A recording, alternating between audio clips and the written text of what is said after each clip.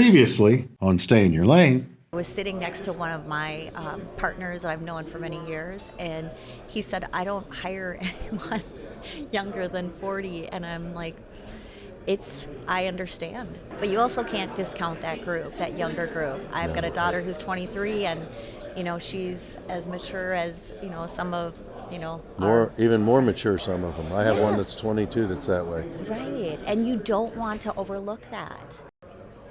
I was going to ask Christine, your JB Group operates in a lot of different verticals. I mean, you guys, you manufacture, you wholesale. I think you have a fleet. Why don't you maybe give us a rundown, right? Kind of what all you're offering? Because a lot of I'm sure a lot of our audience doesn't know JB Group. Right.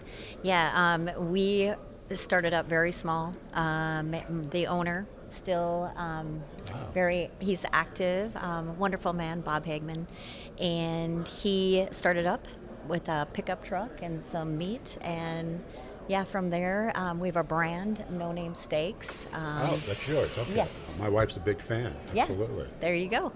And it's kind of crazy. It's not really our biggest thing out there, but it's what people know us by. Right.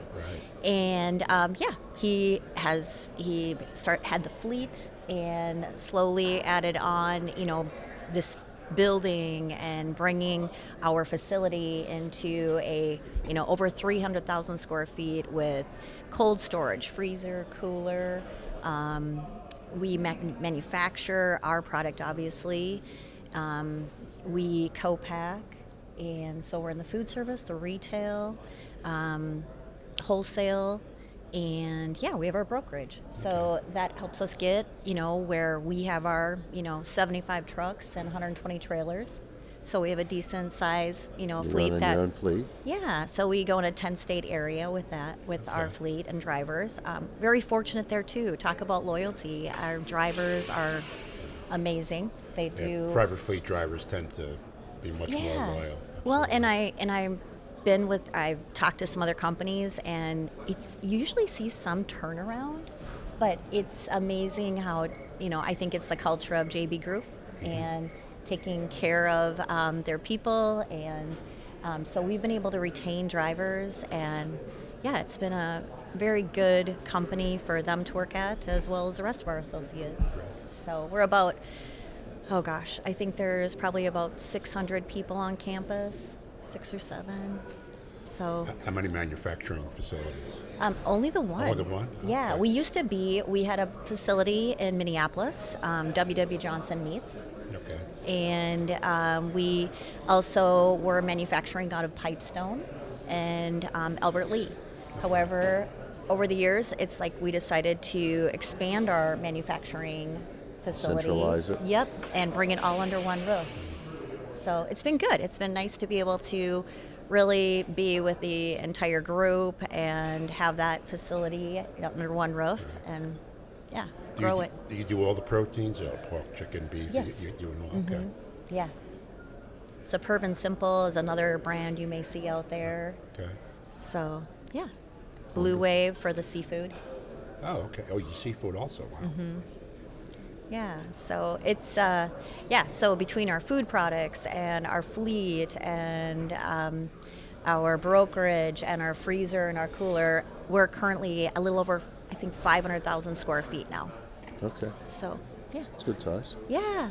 And for the most part, I'd say our team, we have obviously our production, drivers, all on site, where the rest of our members, associates are usually on site now 3 days a week. So we brought people back in, Sure. which I think has been great to collaborate again and see people. I There's think no it's way to healthy. mimic it. Right. It's just healthy to be with people, be in community like we are here. And you row together, you work together, you communicate together. Exactly. You get the the cross training balances. You get you bring people together. Right. You hear from your drivers right at your facility. Oh yeah. But it's a good thing. I mean, I enjoy them. They share challenges as well as things that are going well. So, I mean, that's helped us grow our relationships and, try to take some of those pain points, correct them. Maybe it's something that just doesn't work anymore. and you need to listen, you know? You have to take a look at it, 'cause Respect your people, respect the drivers. Yeah. boots on the ground's huge. Yes. Oh my gosh. Well, they're our face, right? Right. You know, where they're making sales and Yeah. keeping, you know, doing They're our what everyone sees. Exactly. So we're blessed, definitely. Good. So I have a difficult question for you, and Oh, I'm going boy. to put you on the spot here. What concerns you moving forward in transportation? Is there one thing that really keeps you up at night? Oh, you know, just the volatility probably, but I would say that between the loyal relationships, I mean, the cost of transportation, you know, the equipment, I mean, that's not going down, you know, and that's the hard thing I think for our private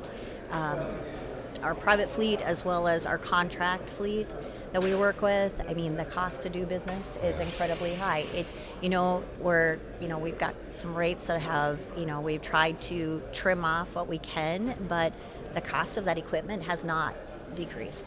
So in your RFPs, are you starting to see some equalization or uptick in pricing? You know what? It's kind of a little, but then again, I see them trying to be competitive. you Everybody's know? hanging in. Yeah, very much so. So, yeah, I don't know if it really keeps me up. I really depend on that loyalty of my clients. And, you know, some things do change, but that's inevitable. Absolutely. And I think if you're in this business long enough, I mean, You'll see it. Yeah, exactly. Build your relationships and, you know, be prepared for whatever comes your way. Absolutely. Do you utilize other modes of transportation, intermodal, You know what? refrigerated boxcar? Right. We have not. We tried to integrate some of that. It just hasn't gotten off the ground, but I Yeah. think that could be a great savings for us, obviously. If you're going west? Yes. In specific Yep. markets. Yeah. Yeah, absolutely. Right. Yeah. So that I think could be something that could, you know, obviously create an efficiency for us. And yeah, it's a matter of getting, you know, right now we're doing a lot of multi-stop, you know, runs where we've got partials that are built and going out to the West Coast, going out to the You're East putting Coast, your trucks down to on 'em? Florida. You know, not normally west. Right. So we do some to the southeast and Texas, and then we hit that 10-state area, the Midwest 10-state area that we do with our own fleet. So with COVID, we had some changes. Drivers decided that, you know, a few of them wanted to go over the road, which was amazing. We're very fortunate that they wanted to change up their lifestyle, and you know, because it is you're over the road and you're gone for days on end. So Well, I think a lot of people don't realize that running regional is actually harder on the driver right, than running long haul. right, When you're running long haul, you have the ability to adjust your sleep schedules to when you'd like, right. and you can have 2 or 3 days of consistency, and then you make your deliveries, and you know you have that. When you're running regional, that 500-mile routine, 700-mile. Those are actually tougher on the driver because you've got to get unloaded and reloaded and have to make that turn Right. and You find know- some time to sleep. Yeah, exactly. Yeah, I agree. I think, I give them both credit. I mean, their job, they make my job possible. You know, Right. they keep our production product over the road, regionally or, you know, long haul. And I agree. I think it gives that driver that goes, you know, 1,200 miles down to the Carolinas or Georgia, gives them that little bit of time to, you know, breathe. But in the same token, I look at the weather and different things I deal with and, you know, delays at some of the receivers. And so I don't discount what they're doing either. No, I don't think I've always said that if you don't understand that there may not be a number Okay. that you can put on what the job is that makes it worthwhile, Right. right? I Right. mean, realistically, for what the job is, I don't know that we can pay them too much. No. Yeah. I mean, really, honestly, I don't think they can be compensated too much. Right. To be Right. home or to be away from home and to deal with everything that you're going to deal with. Right. It's unbelievable what some of them are just amazing, Absolutely, 100%. and we need them. Right. Exactly. Well, But- they're coming back with leads and they're coming Sure. back with ideas, and like I said, they tell us about the challenges, but those challenges are an opportunity for us to get, something corrected. Correct. And if you can do that for your drivers, that's obviously going to change the loyalty too. They're going to stick with you. Absolutely. When I was with Nestle, we ran a private fleet, and for a short time I was ahead of it. And again, some of your best salespeople is a uniformed Nestle driver going into a dock, representing the country. You can't buy that kind of communication. But the one mistake I made with drivers, I was at a driver meeting in DeKalb, doing a PowerPoint, and I said, I want to be available. I want to make sure you guys are okay. Put up my phone number and my cell phone, and my wife almost divorced me after that. When guys are in a truck a long time, they're thinking, maybe I'll call Joe up and see if we can change this. Right. Almost had to change my number back. But Yeah. 2 in the morning. Right. Joe, It I've been waiting here 15 minutes. it was when I did that. The general manager of the facilities like shaking and said, like, "Oh, you don't know what you just did." Right, right. Yeah, no, I give my cell phone to not only my clients, but to our drivers as well. So, I mean, they usually work with their supervisors, but I'll hear from them as well. And I encourage that because I need to know what, they're dealing with or what I can help them with. So, yeah, I don't mind. My Yeah. husband's gotten used to it as well. You have to. I mean, Yeah. how do you ask people to go out and go to work for you Right, and not support it? right. 100%. Yep, So, correct. I think the approach has to be that, and sometimes it's not convenient, but it's necessary. Right, exactly. And I think them knowing they can count on you, no different than us counting on them to make that delivery. To You're the make one. it You're their only happen. option. Right, I mean, if you're out in the truck and Right. you're needing help, if they can't get our help, right. Yeah, that's not. You got to support them. right. Got to keep them diffused. Yes. Yeah. Sometimes it's talking them off of the roof, Yes, and sometimes it's giving them what they need to hear, or just being there to listen. absolutely. Absolutely agreed. The job can be lonely too. Oh my goodness, definitely.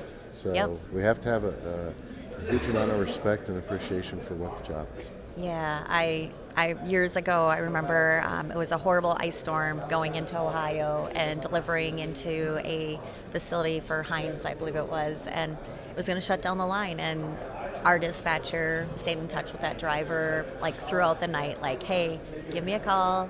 You get tired, whatever, you're fatigued with the ice, and yeah, what they put up with and making those, exceptions and giving that time during those need, that time of make need. it happen. Yeah, absolutely. And again, that driver doesn't forget that. So, No, Yeah. you have to be there to support them. Done it Yes. a lot myself. Yeah. A lot of sleepless nights. Yes. Well, Christine O'Laughlin, yeah, you're with JB Group. Yes. Really enjoyed you taking the time to share with yeah. us. Enjoy talking to both And of hopefully you've enjoyed the conference. you. Yes, definitely. It's a great conference. We'll be back. Until then, Stay in your lane, stay in your lane. or else. Thank you. Thank you, Christine. Yeah.